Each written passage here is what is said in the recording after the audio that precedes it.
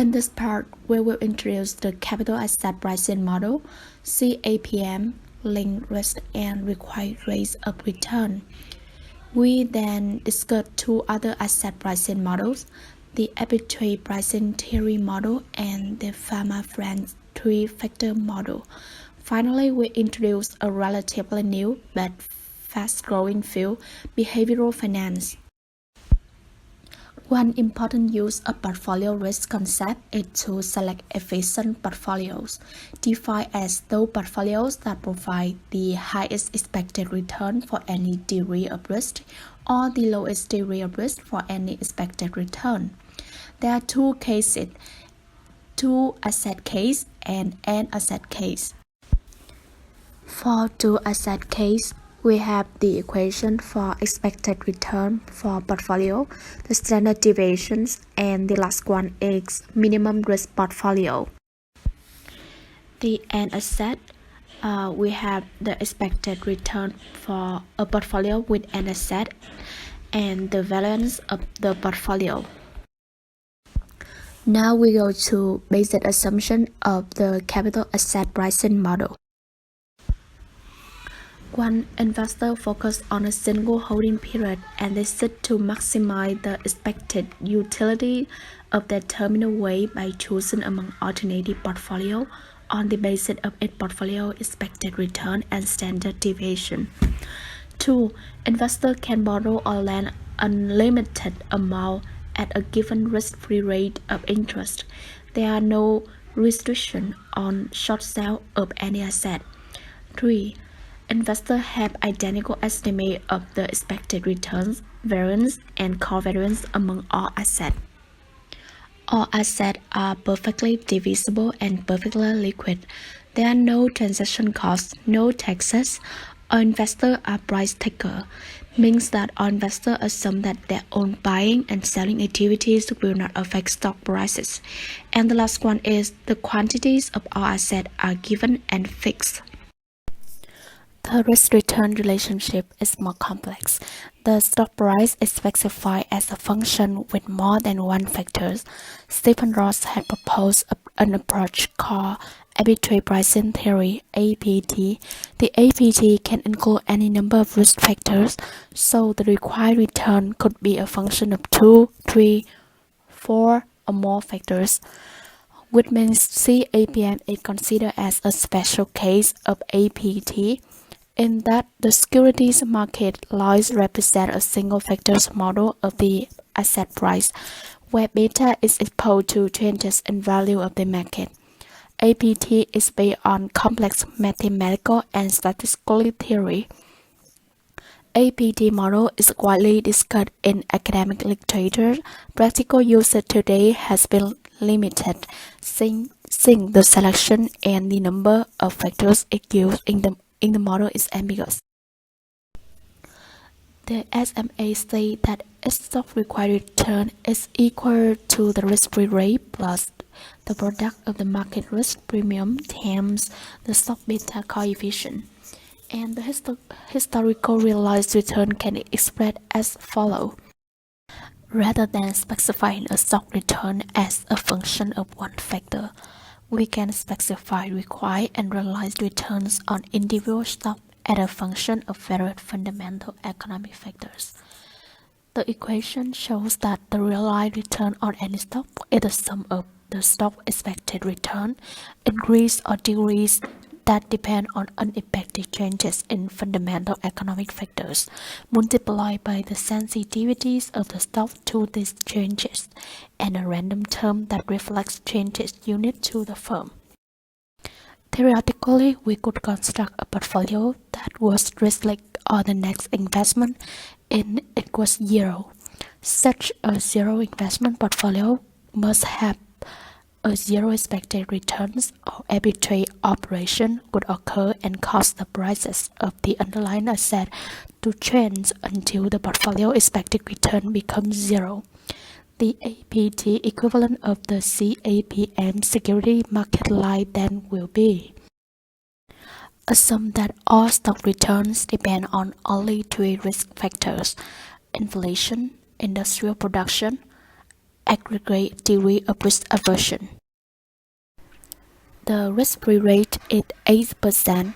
The required rate of return is 13% on a portfolio with unique sensitivities to inflation and zero sensitivities to industrial production and degree of risk aversion. The required return is 10% on a portfolio with unique sensitivities to industrial production and zero sensitivities to inflation and degree of risk aversion. The required return is 6% on a portfolio with unique sensitivities to the degree of risk aversion and zero sensitivities to inflation and industrial production. Factor sensitivities of 0.9 to the inflation portfolio, 1.2 to the industrial production portfolio, and minus 0.7 to the risk-bearing portfolio. According to the APT, the required rate of return of stock is 16.3%. Required rate of return on market were 15%. Stock has a CAPM beta of 1.1. According to the SML, stock I required rate of return is 15.7%. About the differences between APT and CAPM. First, talking about advantage. APT permits several economic factors to influence individual stock return. Requires fewer assumptions, more general, does not assume that all investors hold the market portfolio. While CAPM identifies the relevant factors, tell us what factors influence returns, indicate how many factors should appear in the model. About disadvantages, APT faces several major hurdles in implementation. The theory does not identify the relevant factors, does not tell us what factor influence returns, not indicate how many factors should appear in the model.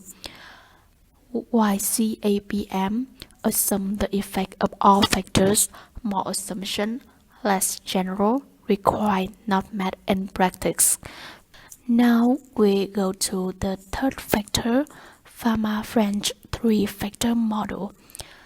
This model defined as the book value of equity divided by the market value of equity and has been used primarily by academic researchers rather than by managers of actual company.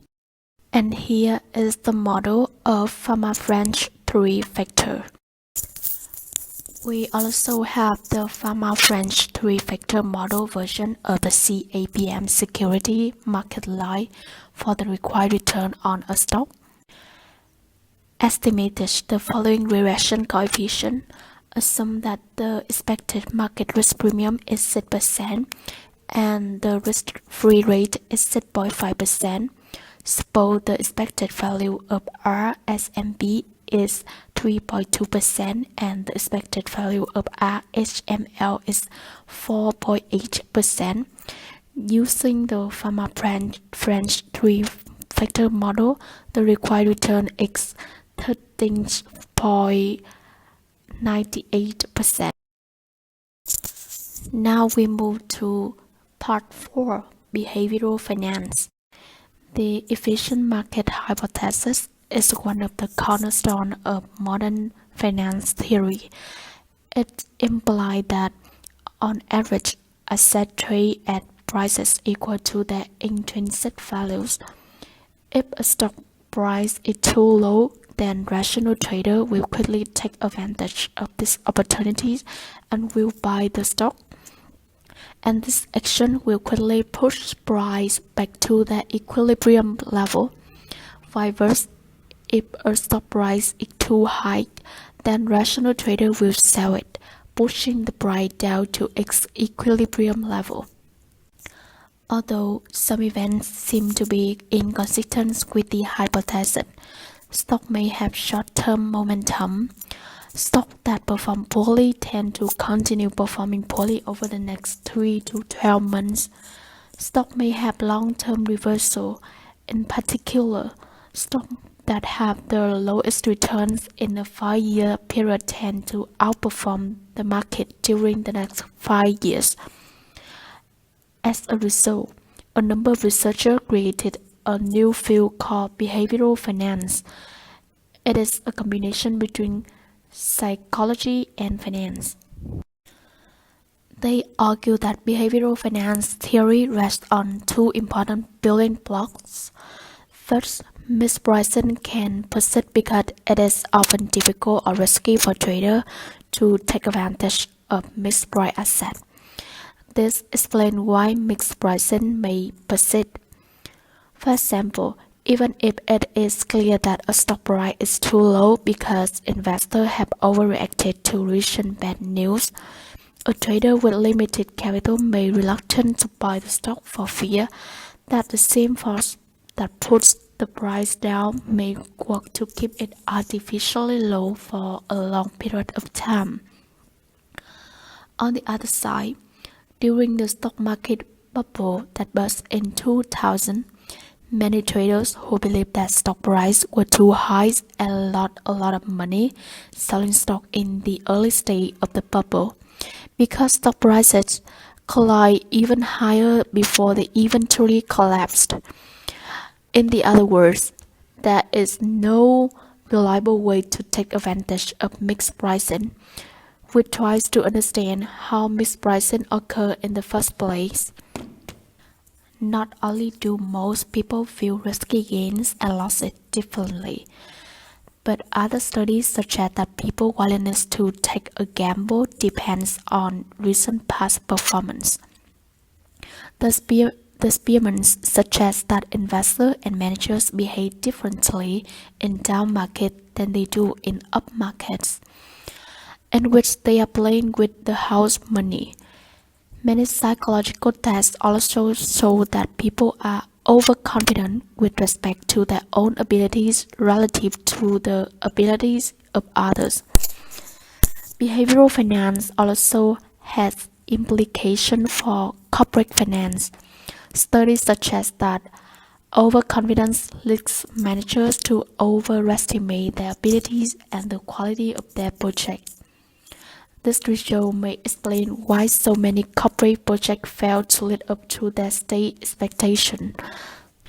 We will now discuss about the optimal portfolio choice for an investor. With two assets, the feasible setup portfolio is a line or curve as shown. However, by increasing the number of assets, we obtain an area such as the shaded region. The point A, H, and G, E represent single securities or portfolios containing only one securities. All the other points in the shaded area and its boundaries, which comprise the feasible set, represent portfolios of two or more securities. Point X represents X portfolio risk and expected returns. With a set of potential portfolios that could be constructed from the available asset, which portfolio should actually be held? The choice involves two separate decisions. First, determining the efficient set of portfolio, and two, choosing from the efficient set of the single portfolio that is best for the specific investor. The boundary line BCDE defines the efficient set of portfolios, which is also called the efficient frontier. Portfolios to the left of the efficient set are not possible because they lie outside the attainable set. Portfolios to the right of the boundary line are inefficient because some other portfolio could provide either a higher return for the same degree of risk or a lower risk for the same rate of return. For example, at point X, the investor will suffer higher risk but gain the same rate of return compared to point C. To determine the optimal portfolio with a particular investor, we must know the investor attitude toward risk as reflected in his or her risk-return trade-off function, or indifference curve. An investor risk-return trade-off function is based on the standard economic concept of utility theory and indifference curves.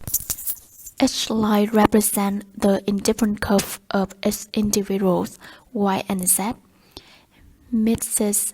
Y's curve indicates indifference between the riskless 5% portfolio, a portfolio with an expected return of 6%, but a risk equal 1.40, and so on.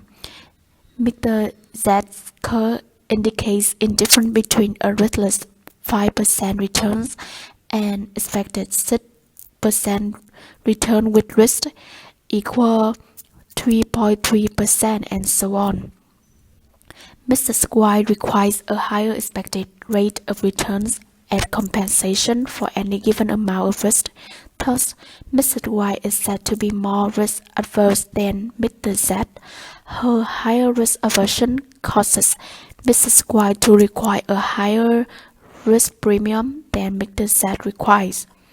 Risk premium is the difference between the 5% riskless returns and the expected return required to compensate for any specific amount of risk. Thus, Mrs. Y requires a risk premium of 2.5% to compensate for a risk of 3.3%, whereas Mr. Z risk premium for this degree of risk is only 1%. Hence, the steeper the slope of an investor indifference curve, the more risk averse the investor. Thus, Mr. Y is more risk averse than Mr. Z. Following is the indifference map for Mrs. Y and Mr. Z. The higher curves know a greater level of satisfaction. Thus, IZ2 is better than IZ1 because for any level of risk, Mr. Z has a higher expected return and hence greater utility. The optimal portfolio for each investor is found at the tangency point between the efficiency set of portfolio and one of the investor indifference curve. The tangency point marks is the highest level of satisfaction the investor can attain. Mrs. Y, who is more risk averse than Mr. Z, chooses a portfolio with a lower expected return, about 6%,